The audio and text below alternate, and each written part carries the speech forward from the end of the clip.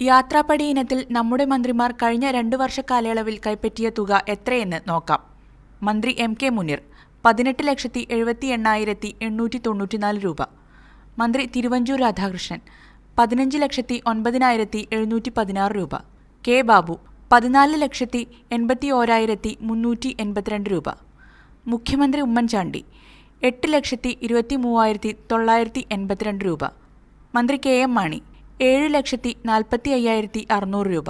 മറ്റു മന്ത്രിമാരെല്ലാം 10 മുതൽ 13 ലക്ഷം രൂപ വരെ കൈപ്പറ്റിയിട്ടുണ്ട്. മന്ത്രിമാരിൽ താരതമ്യേന കുറഞ്ഞ തുക കൈപ്പറ്റിയത് മഞ്ഞളാംകുഴിയലിയാണ്. അത് തന്നെ 3,49,781 രൂപ വരും. ചീഫ് വിപ്പും ഒട്ടും പിന്നിലല്ലാന്ന നേരിൽ 5ാം സ്ഥാനത്ത് ചീഫ് വിപ്പും നല്ല യാത്രാപ്പടി കൈപ്പറ്റി മുന്നിലുണ്ട്. 13,50,000 രൂപ കൈപ്പറ്റി നിൽക്കുന്നുണ്ട്. എന്തൊക്കെ പറഞ്ഞാലും ജനങ്ങളെ കണ്ണിൽ പൊടിയിട്ടുകൊണ്ട് സാമ്പത്തിക പ്രതിസന്ധിയാണെന്ന് പറയും. പദ്ധതികളെല്ലാം വെട്ടിച്ചുരുക്കുകയും എല്ലാ ആനുകൂല്യങ്ങളും വെട്ടിച്ചുരുക്കുകയും ചെയ്യുമ്പോഴും അവരെ ദൂരത്തിനൊന്നും ഒരു കുറവില്ലെന്നാണ് നമുക്ക് ഇതിൽ നിന്ന് കാണുന്നത്. കോടികൾ മുടക്കിയുള്ള മന്ത്രിമാരുടെ ഈ വിദേശയാത്ര കൊണ്ട് സംസ്ഥാനം എന്തു നേടിയെന്ന് ചോദിച്ചാൽ മറുപടി നൽകുക പ്രയാസമായിരിക്കും. നിക്ഷേപങ്ങൾ ആകർഷിക്കാനും വിദേശ മലയാളികളുടെ പ്രശ്നങ്ങൾ പഠിക്കാനും മറ്റുമായി നടത്തപ്പെടുന്ന ഈ യാത്രകൾ കൊണ്ട് കാര്യമായ പ്രയോജനം ഉണ്ടാകാറില്ല എന്നതാണ് വാസ്തവം. മീഡിയ 1 കൊച്ചി.